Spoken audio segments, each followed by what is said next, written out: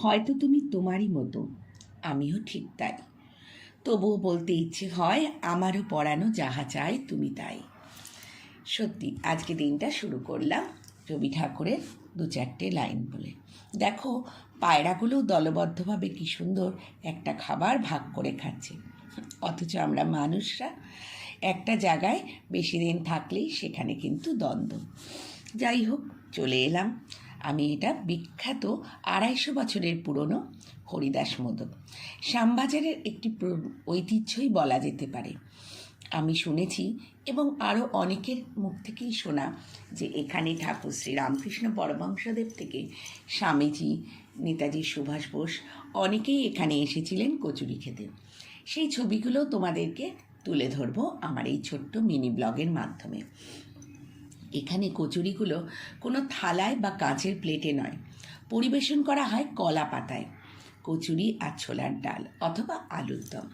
কচুরি আর ছোলার ডালটাই এখানে বিশেষভাবে বিখ্যাত। কলা পাতা তোমাদেরকে দেখাবো, কি প্রচণ্ড লাইন। না দেখলে কেউ ভাবতেই পারবে না সামান্য কচুরি খাওয়ার জন্য এত লাইন হতে পারে। আমিও মুখে মুখে গল্প শুনতাম, তবে সেটা বিশ্বাস করলাম এইবার গিয়ে। পুরনো কলকাতার ছবি দেখো কীরকম ছিল। তখনকার দিনে মল ছিল না, তখনকার দিনে সিনেফ্লেক্স ছিল না, কিন্তু মানুষের মধ্যে অনেক আন্তরিকতা, ভালোবাসা, অনেক কিছু ছিল, বিশ্বাস ছিল, যেটা এখন বলতে গেলে নেই বললেই চলে। তারপরে সেই কচুরি, কলা পাতার মধ্যে কচুরি খাওয়া আমার কাছে এক অদ্ভুত পাওনাই বলতে পারি।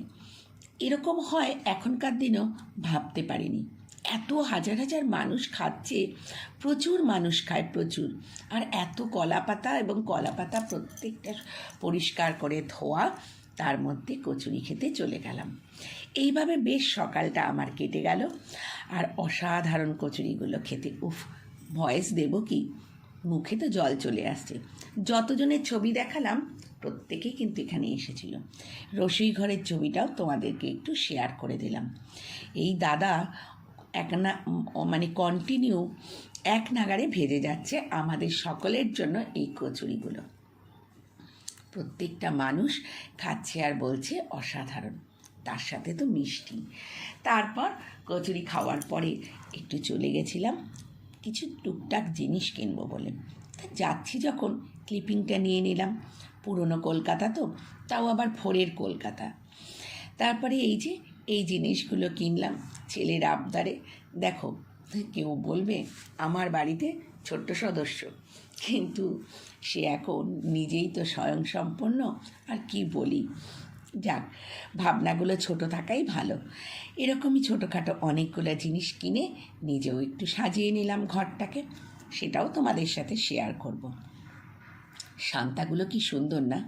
কত ছোট ছোট বাচ্চারা জানে শান্তা 25শে ডিসেম্বর সকালবেলা মাথার উপরে গিফট রেখে যায় মোজায় ভরে। ওদের ভাবনাগুলো সত্যিই এরকমই থাক, ওরা ছোটই থাক। ওদের শান্তারা ওদের সব মনের ইচ্ছে পূরণ করুক।